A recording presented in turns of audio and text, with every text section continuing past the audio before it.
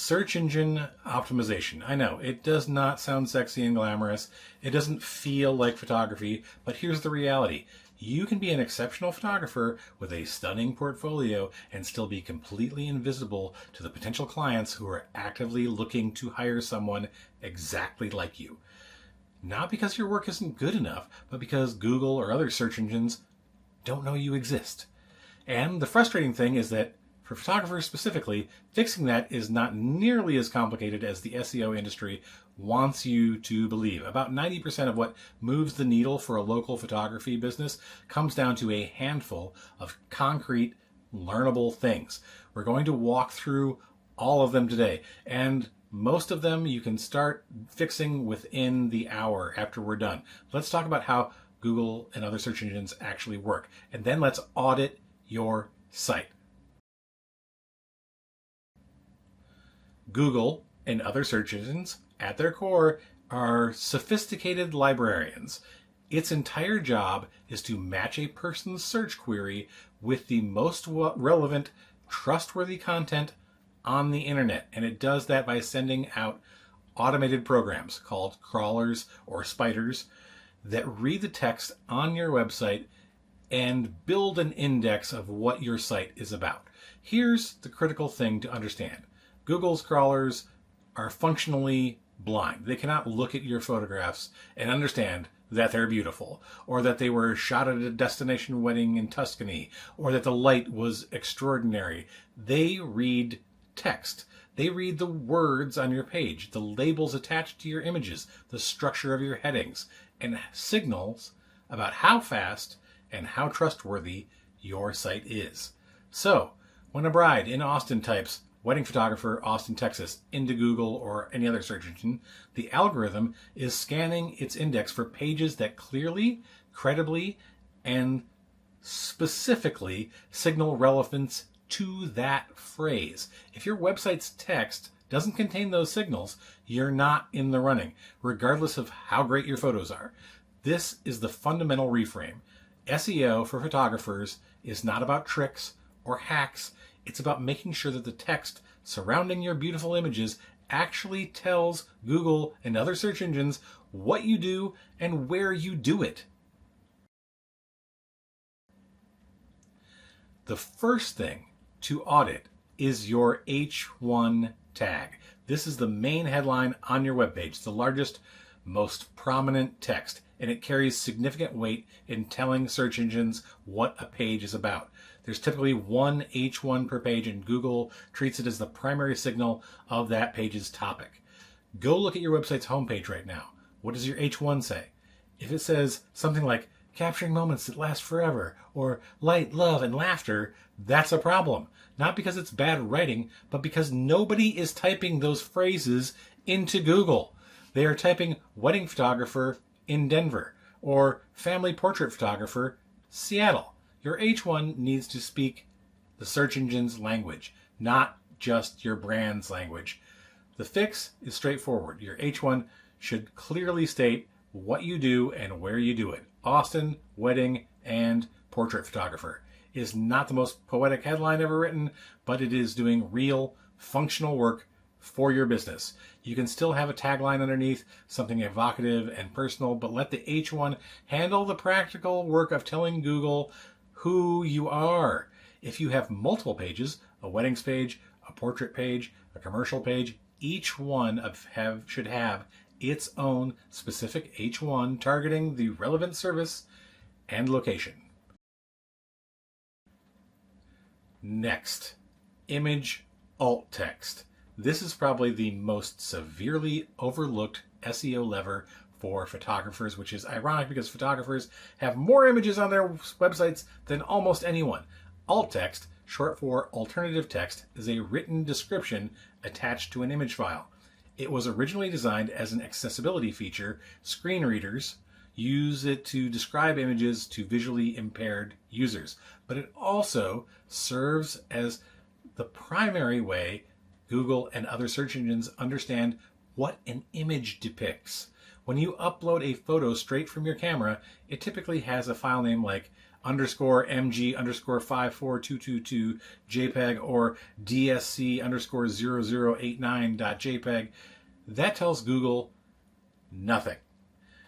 But if you rename that file Golden Hour Bridegroom Portrait Austin Texas.jpg and give it an alt text of bride and groom photographed at Golden Hour in Austin, Texas, now the search engine has something to work with. That image becomes a candidate to appear in Google image search when someone looks for exactly that. The practical workflow. Before uploading images to your site, rename the files descriptively using hyphens between words. Then, within your website builder, whether that's WordPress, Squarespace, whatever you're using, find the alt text field for each image and write a one-sentence description that includes the relevant keywords: location, style, subject, occasion. You don't need to keyword stuff or make it sound robotic. Write it as if you're describing the photo to someone who can't see it, and naturally include the location and context. That's good alt text. Do that consistently across your portfolio and you will see a meaningful difference over time. The third audit item is site speed, and this one has a direct documented impact on Google rankings and other search engine rankings. Google has explicitly stated that page loading speed is a ranking factor, particularly on mobile, and photographers are almost universally the worst offenders when it comes to slow sites because we upload huge unoptimized image files directly from our editing software. A photo that comes out of Lightroom might be 8, 10, 15 megabytes. That is completely appropriate for printing or archiving. It is also completely inappropriate for your web page. When a potential client on their phone tries to load your portfolio and each image is 12 megabytes, they're going to be leave before the page finishes loading, and Google notices that the target for web images is generally under 500 kilobytes per file and ideally under 300 kilobytes for images that aren't hero shots.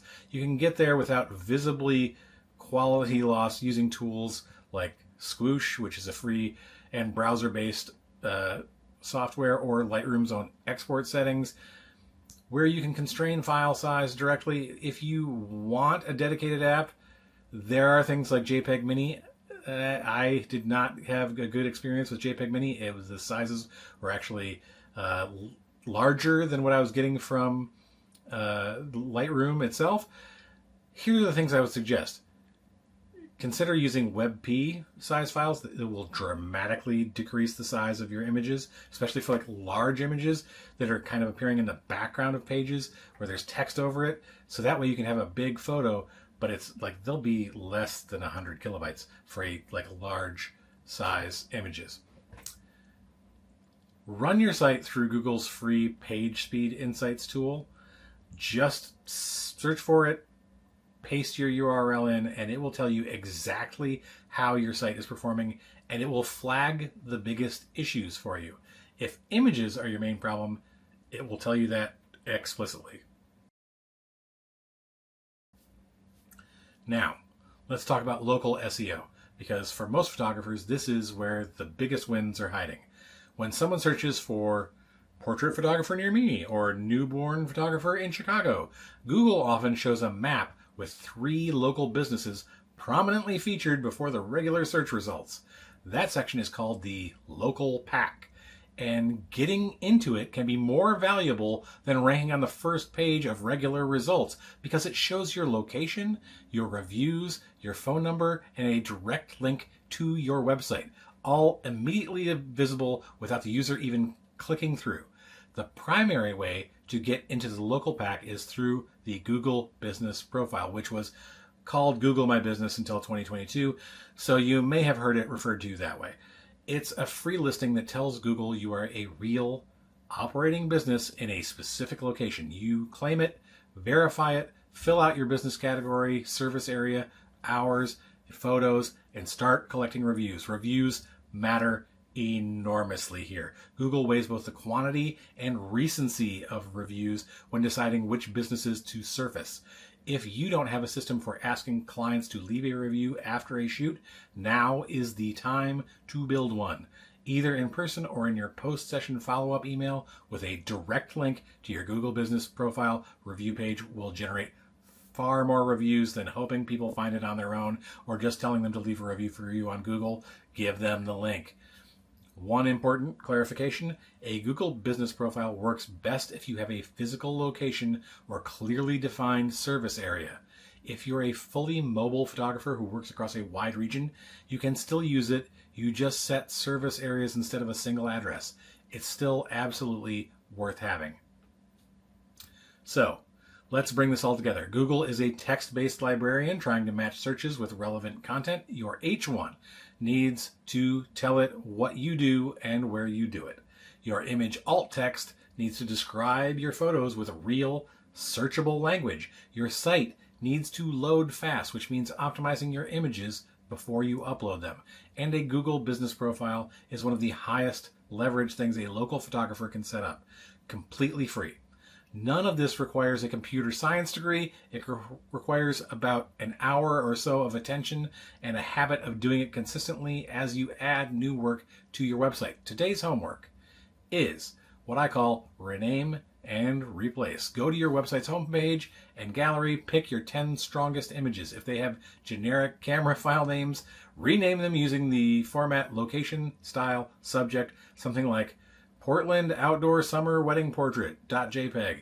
Re-upload them with the proper alt text, then look at your homepage H1 and make sure it contains your location and your photography niche. Finally, search for your own business on Google and make sure your business profile is claimed, verified, and filled out completely. Do those three things and you'll be ahead of the majority of photographers in your market. Until next time, folks, stay safe and stay nerdy. Hey folks, it's Casey. One last thing before we go. Be sure to subscribe to this channel and leave a comment. Let me know what you thought of this video, whether you would like me to continue doing these short videos like this, and what other topics you would like to hear about. And then, until next time, stay safe, stay nerdy. See you then.